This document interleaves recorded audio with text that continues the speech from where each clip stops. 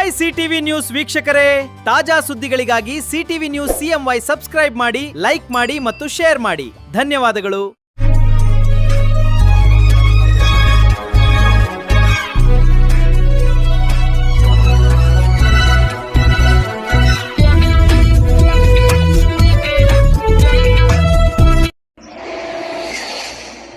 ನಮಸ್ಕಾರ, ಸಿಟಿವಿ ನ್ಯೂಸ್ಗೆ ಸ್ವಾಗತ. ಇದೀಗ ಮುಖ್ಯಾಂಶಗಳು. ವ್ಯವಸ್ಥೆಯಲ್ಲಿ ಬಹಳ ಮುಖ್ಯವಾಗಿ ಕಮ್ಯುನಲಿಸಮ್ ಮತ್ತು ಕಾಸ್ಟಿಸಮ್ ಮತ್ತು ಎಲ್ಲ ರೀತಿಯ ಸಪ್ರೆಷನ್ ಶೋಷಿತ ಸಮುದಾಯಗಳಲ್ಲಿ ನಡೀತಾ ಇದೆ.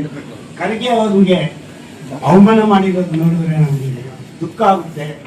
Mallikarjuna Kharge opposition party leader, ಅವರು ಹೋಗಿ ಭಾಷಣ ಮಾಡಿದ ಊಟ ಮಾಡಿದ ಬಂದ ಜಾಗದಲ್ಲಿ ಸಗಣಿ ಹಾಕಿ ಗಂಜರ ಹಾಕಿ ತೊಳೆದಿದ್ದಾರೆ. ನಮ್ಮೆಲ್ಲರಿಗೂ ಇದೊಂದು ಅವಮಾನದ ಸಂಕೇತ. ಇದು ಈ ಥರದ್ದು ಪ್ರಪಂಚದಲ್ಲಿ ಅಲ್ಲದೆ ಇಡೀ ನಮ್ಮ ಭಾರತದಲ್ಲಿ ಜಾತಿಯ ಆಧಾರದ ಮೇಲೆ ನಮ್ಮನ್ನು ಅವಮಾನಿಸಿ ಅಸ್ಪೃಶ್ಯತೆಯ ಮೂಲಕ ನಮ್ಮನ್ನು ನೋಡುವಂಥ ಒಂದು ಪರಿಸ್ಥಿತಿ ಇದೆ ಅನ್ನೋದಕ್ಕೆ ಇದೊಂದು ಜೀವಂತ ಸಾಕ್ಷಿ. ಇದಕ್ಕೆ ಒಂದು ಜಾಗೃತಿ ಕಾರ್ಯಕ್ರಮ ಪ್ರಾರಂಭದಲ್ಲೇ ನಮ್ಮ ಅಂಬೇಡ್ಕರ್ ಭವನದಲ್ಲಿ ಮಾಡೋಣ ಅಂತ ನಾನು ಸಜೆಸ್ಟ್ ಮಾಡಿ, ನಾವೆಲ್ಲರೂ ನಿಮ್ಮ ಜೊತೆಯಲ್ಲಿ ಇದ್ದೀವಿ, ಯಾವುದೇ ರೀತಿಯ ಭಿನ್ನಾಭಿಪ್ರಾಯಗಳು ನಮ್ಮಲ್ಲಿ ಇಲ್ಲ ಅಂತ ಹೇಳಿ ನನಗೆ ಮಾತಾಡೋಕ್ಕೆ ಅವಕಾಶ ಕೊಡ್ತೀನಿ. ಒಂದು ಸಮಾವೇಶ ಮಾಡಿ 1,00,000 ಜನರ ಮೇಲ್ಪಟ್ಟು ಸೇರಿಸಿ ನಾವು BJP ಸರ್ಕಾರದ ವಿರುದ್ಧ, ಸಂಘ ಪರಿವಾರದ ವಿರುದ್ಧ ಒಂದು ದೊಡ್ಡ ಸಮಾವೇಶ ಮಾಡಿ ಕಾಂಗ್ರೆಸ್ ಸಪೋರ್ಟ್ ಮಾಡಿದ್ವಿ.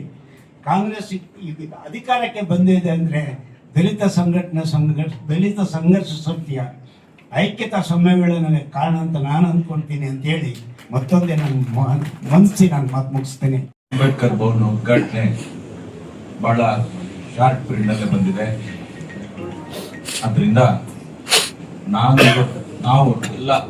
ನಾವೆಲ್ಲ ಕೂಡ ಅಣ್ಣ ತಮ್ಮಂದಿರು ಎಲ್ಲ ಸೇರಿ ಮಿತ್ರರು, ಪದಾಧಿಕಾರಿಗಳು, ಯಾವುದೇ ವಿವಿಧ ಸಂಘಟನೆಗಳು, ಮಿತ್ರರು ಎಲ್ಲರೂ ಸೇರಿ ಅಲ್ಲಿ ಯಾವುದೇ ತರವಾದಂತ ಅಡಚಣೆ ಆಗದಂತೆ ಊಟದ ವ್ಯವಸ್ಥೆ, ಇನ್ನಿತರೆ ಕಾರ್ಯಗಳಿಗೆ ನೀವು ಈಗಾಗಲೇ ನಮ್ಮನ್ನು ಒಂದು ಪಟ್ಟಿ ಕೇಳಿದಿರಿ. ಆ ಪಟ್ಟಿಯನ್ನ ನಾವೆಲ್ಲ ಕೂತ್ಕೊಂಡು ಅಮರು, ಬೀಡ ಶ್ರೀನಿವಾಸು, ನಮ್ಮ ಶ್ರೀನಿವಾಸು, ಎಲ್ಲ ವಿವಿಧ ಸಂಘಟನೆಗಳ ಅಧಿಕಾರಿಗಳು, ಪದಾಧಿಕಾರಿಗಳೆಲ್ಲ ಸೇರಿ ನಮ್ಗೊಂದು ಪಟ್ಟಿಯನ್ನು ಕೊಡ್ತೇವೆ. ಆ ಪಟ್ಟಿಯ ಮುಖಾಂತರ ನಾವು ಎಲ್ಲೆಲ್ಲಿ ಏನೇನು ಕೆಲಸ ಮಾಡಬೇಕು ಆ ಕೆಲಸದಲ್ಲಿ ಮಾತ್ರ ತೊಡಗಿಸ್ಕೊಳ್ತೇವೆ.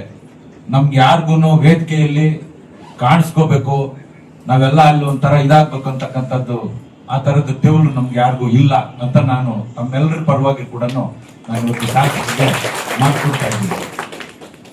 ಆ ವೇದಿಕೆಯಲ್ಲಿ ಯಾರು ಏನ್ ಕೆಲಸ ಮಾಡ್ಬೇಕಂತಕ್ಕಂಥದ್ದನ್ನ ನಮ್ಮಲ್ಲೇ ಚರ್ಚೆ ಮಾಡಿ ಆ ಒಂದು ಇದ್ರ ಪ್ರಕಾರನೇ ಅವರು ನಿರ್ವಹಿಸ್ಕೊಡ್ತೀವಿ ಅಂತ ಹೇಳಿದ್ದಾರೆ. ಅದಕ್ಕೆ ನಾವು ಬದ್ಧರಾಗಿರೋಣ. ಮೇಜರ್ ಆಗಿ ನಮ್ಗೆ ಕೆಟ್ಟ ಹೆಸರು ಬರ್ತಕ್ಕಂಥದ್ದು ಊಟದ ವ್ಯವಸ್ಥೆಯಲ್ಲಿ. ನಾನಿವತ್ತು ತಮ್ಮೆಲ್ಲರಿಗೂ ಕೂಡ ನಾನು ಮನವಿನಿಂದ ಕಳಕಳಿಯಿಂದ ಕೇಳ್ಕೊಳ್ಳೋದೇನು ಅಂತಂದ್ರೆ, ಪ್ರಥಮ ಆದ್ಯತೆಯನ್ನ ನಾವು ಊಟದ ವ್ಯವಸ್ಥೆ ಕೊಡೋಣ.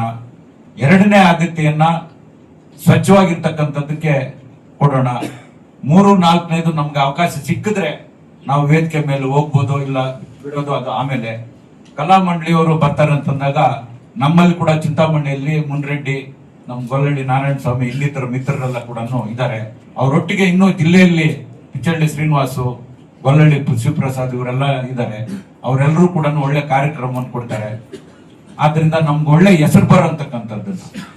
ಈಗ ಮತ್ತೊಮ್ಮೆ ನಾನು ನಿಮ್ಮನ್ನ ಕೇಳ್ಕೊಳ್ತಾ ಇದ್ದೀನಿ, ನಾವು ಎಲ್ಲರೂ ಕೂಡ ಈಗಾಗಲೇ ನಾವು ಅಂದ್ಕೊಂಡಂತೆ ಇವತ್ತೇನ್ ಈ ಕಾರ್ಯಕ್ರಮ ಮುಗೀತದೆ, ಇವತ್ತು ಸಂಜೆಯಿಂದಾನೇ ನಾವು ಹಳ್ಳಿ ಕಡೆ ಮುಖ ಮಾಡಿ ಗುಂಪುಗಳು ಮಾಡಿಕೊಂಡು ಆಯಾ ಹೋಬಳಿ ಮಟ್ಟದಲ್ಲಿ ಎಲ್ಲ ಹಳ್ಳಿಗಳಿಗೂ ಭೇಟಿ ಮಾಡಿ ಕಾರ್ಯಕ್ರಮದಲ್ಲಿ ಭಾಗವಹಿಸಬೇಕು. ನೀವೆಲ್ಲ ಬಂದು ಯಶಸ್ವಿಯಾಗಿ ಇದು ಮಾಡ್ಕೊಡ್ಬೇಕು ಅಂತ ನಾವು ಅವರಲ್ಲಿ ಕಳಕಳಿಯನ್ನು ಇದು ಮಾಡ್ಕೊಡೋಣ ಅಂತ ಹೇಳ್ತಾ ಇದ್ದೀವಿ. ಅಲ್ಲಿ ಸಾವಿರಾರು ಅಂಬೇಡ್ಕರ್ ಭವನಗಳಾಗಿದ್ದಾವೆ, ದೊಡ್ಡ ಚಿಕ್ಕು ಎಲ್ಲ ಕೂಡ ಆಗಿದ್ದಾವೆ. ಆದ್ರೆ ನಾವು ಯಾರು ಎಕ್ಸ್ಪೆಕ್ಟ್ ಮಾಡಿದ ರೀತಿಯಲ್ಲಿ, ಬಹುಶಃ ಯಾರು ಊಹೆಗೆ ನಿಲ್ಕದೇ ಇರತಕ್ಕಂಥ ಒಂದು ರೀತಿಯಲ್ಲಿ ಅಂಬೇಡ್ಕರ್ ಭವನ ನಿರ್ಮಾಣ ಆಗಿದೆ. ಅವ್ರು ಹೇಳಿದ ಮಾಹಿತಿ ನನ್ಗೆ ಏನಿಸ್ತಂದ್ರೆ, ಕಟ್ಟಡಗಳು ಎಲ್ಲಿಯೂ ಕೂಡ ಮೇಂಟೆನೆನ್ಸ್ ಇಲ್ಲ. ಇಲ್ಲಿ ಮೇಂಟೆನೆನ್ಸ್ ಕೂಡ ವ್ಯವಸ್ಥೆ ಆಗಿದೆ. ಅತಿ ಮುಖ್ಯವಾದಂತ ಗಮನ ಹರಿಸಬೇಕಾಗಿರೋದು ನಾವು ಮಾಹಿತಿ ಮತ್ತು ಜ್ಞಾನ ಕೇಂದ್ರವಾಗಿ ನಿರ್ಮಾಣ ಆಗಿದೆ. ಅದು ಬಹಳ ಮುಖ್ಯವಾದದ್ದು. ಅಂಬೇಡ್ಕರ್ ಆಶಯದಂತೆ ಈ ಭವನ ನಿರ್ಮಾಣ ಆಗಿದೆ. ಖಂಡಿತವಾಗ್ಲೂ ನಾಲೆಡ್ಜ್ ಇಸ್ ದಿ ಪವರ್ ಅಂತ ಹೇಳಿದ Ambedkar. Knowledge is the power, ಆರ್ಥಿಕತೆ ಅಲ್ಲ. ನಾಲೆಡ್ಜ್ ಅನ್ನತಕ್ಕಂಥದ್ದು ಅವಿನಾಶಿ, ಅದನ್ನ ನಾಶ ಮಾಡಕ್ಕೆ ಸಾಧ್ಯವಿಲ್ಲ. ಅಂತ ಅವಿನಾಶಿ ಅಂದ್ರೆ ದಲಿತರು, ಮುಖ್ಯವಾಗಿ ದಲಿತ ವರ್ಗಗಳು ಏನು ಎಲ್ಲ ರೀತಿಯ ಶೋಷಣೆಗೊಳಗಾಗಿರ್ತಕ್ಕಂಥ ಈ ದಲಿತ ಜನಾಂಗ ಪ್ರಜ್ಞಾವಂತರಾಗಬೇಕು, ಜ್ಞಾನವಂತರ. ದಟ್ ಈಸ್ ಬದಲಾವಣೆ. ನಮ್ಮ ದಲಿತರ ಬದಲಾವಣೆ ಅಂದ್ರೆ ಬರೀ ಆರ್ಥಿಕ ಅಲ್ಲ, ಎಜುಕೇಶನ್ ಅಲ್ಲ, ಜ್ಞಾನವಂತರಾಗಬೇಕು, ಪ್ರಜ್ಞಾವಂತರಾಗಬೇಕು, ಜಾಗೃತರಾಗಬೇಕು ಅನ್ನತಕ್ಕಂಥ ಬಹಳ ಮುಖ್ಯವಾದಂತ ವಿಚಾರ. ಬಹಳ ಜಸ್ಟ್ ಜನ ನಾವು ಅದನ್ನು ಮರ್ತಿದ್ವಿ, ಇದು ನಾವು ನೆನ್ಪಿಟ್ಕೊಳ್ಬೇಕು ಅಂತ. ಅಷ್ಟು ನಾವೆಲ್ಲ ಕೂಡ ಎಜುಕೇಟ್ ಆಗಿದ್ದು ಹಾಡುಗಳ ಮುಖಾಂತರ ಸರ್. ಒಂದೊಂದು ಹಾಡು ಮನುಷ್ಯನ ಪರಿವರ್ತನೆ ಮಾಡತಕ್ಕಂಥ ಶಕ್ತಿ, ಸಾಮರ್ಥ್ಯ ಇರ್ತಕ್ಕಂಥ ಹಾಡುಗಳು. ಬರೀ ಹೋರಾಟಗಳಲ್ಲ, ಹೋರಾಟಗಳಿಂದಲ್ಲ ಈ ಜನಾಂಗಕ್ಕೆ ಎಚ್ಚೆತ್ಕೊಂಡಿದ್ದು ಹಾಡುಗಳ ಮುಖಾಂತರ. ಸಾಹಿತ್ಯ ಬಹಳ ದೊಡ್ಡದಾಗಿರುತ್ತೆ, ಓದಕ್ಕಾಗಲ್ಲ. ಆದ್ರೆ ಒಂದು ಹಾಡು ದೊಡ್ಡ ಒಂದು ಗ್ರಂಥಕ್ಕಿಂತ ಪರಿಣಾಮ ಬೀರತಕ್ಕಂಥ ಹಾಡುಗಳು. ಸಾಧ್ಯವಾದ್ರೆ ಸೆಲೆಕ್ಟ್ ಮಾಡ್ತೀವಿ ನಾವು ಎಲ್ಲ ರೀತಿಯಲ್ಲಿ, ಯಾವುದೇ ಗೊಂದಲ ಇನ್ನೊಂದು ಮತ್ತೊಂದು ಇಲ್ಲದೆ ಇರೋದು. ಸಾಧ್ಯವಾದ್ರೆ ಇದು ಪ್ರೋಟೋಕಾಲ್ ಅಲ್ಲ, ನೀವು ಮಾಡ್ಲೇಬೇಕಂತ ಹೇಳ್ತಾ ಇಲ್ಲ ನಾನು. ಒಂದು ಅರ್ಧ ಗಂಟೆ ಮಾಡಿದಾಗ ಚೆನ್ನಾಗಿ ಜನ ಬಂದು ಕೂರ್ತಾರೆ, ಎಲ್ಲ ಕೇಳ್ತಾರೆ. ಅಥವಾ ಒಳ್ಳೆ ಒಳ್ಳೆ ಗಾಯಕರನ್ನ ಕರೆಸ್ತೀವಿ ನಾವು. ಅದನ್ನು ಅವಕಾಶ ಇದ್ರೆ ಮಾಡಿ, ನಿಮ್ಗೆ ಇಕ್ಕಟ್ಟು ಮಾಡೋದಿಲ್ಲ, ಇದು ಮಾಡ್ಲೇಬೇಕಂತ ನಾವು ಹೇಳೋದಿಲ್ಲ. ಈ ಕರ್ನಾಟಕ ರಾಜ್ಯದಲ್ಲಿ ಮೊಟ್ಟ ಮೊದಲ ಒಂದು ಅಂಬೇಡ್ಕರ್ ಭವನ ಅಂತ ಕೂಡ ನಾವು ಭಾವಿಸಬೇಕಾಗ್ತದೆ.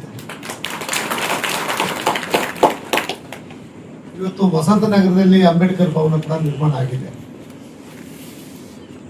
ಇಂಥ ಅಂಬೇಡ್ಕರ್ ಚಿತ್ರಗಳನ್ನ, ಬುದ್ಧನ ವಿಚಾರಗಳನ್ನ ಎಲ್ಲೂ ಕೂಡ ವಿದ್ಯಾರ್ಥಿಗಳಿಗೆ ಮತ್ತು ಸಾರ್ವಜನಿಕರಿಗೆ ಎಲ್ರಿಗೂ ಕೂಡ ಮಾಹಿತಿ ಸಿಗ್ತಕ್ಕಂಥ ಒಂದು ಕೇಂದ್ರ ಇಲ್ಲ. ನಿಜವಾಗ್ಲೂ ಕೂಡ ನಾವೆಲ್ಲ ಕೂಡ ಯೋಚನೆ ಮಾಡಬೇಕಾಗಿರ್ತಕ್ಕಂಥದ್ದು ಕೂಡ ಸಾಕಷ್ಟು ಜನ ಸಾಕಷ್ಟು ರೀತಿಯಲ್ಲಿ ಮಾತಾಡ್ಕೊಂಡಿರ್ತಕ್ಕಂಥದ್ದು ಕೂಡ ನಾವೆಲ್ಲ ಕೂಡ ಗಮನಿಸಿದ್ದೀವಿ. ಮುನ್ಸಾಮಣ್ಣವರು ಕೂಡ ಹೇಳೋಂಥ ಸಂದರ್ಭದಲ್ಲಿ ಸಹಿತ ನಾವು ಸಾಕಷ್ಟು ಬಾರಿ ಹಿರಿಯರ ಜೊತೆ ಎಲ್ಲ ಕೂಡ ಚರ್ಚೆ ಮಾಡಿದ್ವಿ. ಅಲ್ಲಿ ಒಂದು ಸಿವಿಲ್ ಬಸ್ ಸ್ಟ್ಯಾಂಡ್ ಇತ್ತು. ಇಡೀ ದೊಡ್ಡ ಮಟ್ಟದಲ್ಲೇ ಚಿಂತಾಮಣಿ ಮಧ್ಯಭಾಗದಲ್ಲಿ ಒಂದು ಅಂಬೇಡ್ಕರ್ ಭವನಕ್ಕೆ ಜಾಗ ಕೊಟ್ಟಿದ್ದಾರೆ ಅಂದ್ರೆ ಎಷ್ಟು ಅಡೆತಡೆಗಳು ಕೂಡ ಇರ್ತವೆ ಅಂತಕ್ಕಂಥದ್ದು ಕೂಡ ಅದನ್ನು ಕೂಡ ಲೆಕ್ಕಿಸಿದೆ. ಒಂದು ಅಂಬೇಡ್ಕರ್ ಭವನಕ್ಕೆ ಇವತ್ತಿನ ಕಾಲಘಟ್ಟದಲ್ಲಿ ಜಾತಿ ವ್ಯವಸ್ಥೆ ತುಂಬಿರ್ತಕ್ಕಂಥ ಸ್ಥಳಗಳಲ್ಲಿ ಮನುಷ್ಯರಾಗಿ ನೋಡಕ್ಕಾಗದೇ ಇರ್ತಕ್ಕಂಥ ಸಂದರ್ಭಗಳನ್ನ ಅಂಬೇಡ್ಕರ್ ಅವ್ರನ್ನ ಕಂಡ್ರೇನೆ ಸಹಿಸಕ್ಕಾಗದೇ ಇರ್ತಕ್ಕಂಥ ಸಮಾಜದ ಮಧ್ಯದಲ್ಲಿ ಕೂಡ ಒಂದು ಅಂತ ಸ್ಥಳವನ್ನ ಎಷ್ಟು ಪ್ರೀತಿಯಿಂದ ಸ್ವೀಕಾರ ಮಾಡಿ ಅಂಬೇಡ್ಕರ್ ಭವನಕ್ಕೆ ಒಂದು ಸ್ಥಳಾವಕಾಶ ಮಾಡಿಕೊಟ್ಟಿದ್ದಾರೆ, ಒಂದು ರೆಸಲ್ಯೂಷನ್ ಕೂಡ ಮಾಡಿದ್ದಾರೆ. ಅದು ನಿಜವಾಗ್ಲೂ ಕೂಡ ಅದು ಹೆಮ್ಮೆಯಿಂದ ನಾವೆಲ್ಲ ಕೂಡ ಹೇಳ್ಕೊಳ್ತಕ್ಕಂಥ ಸಂದರ್ಭ.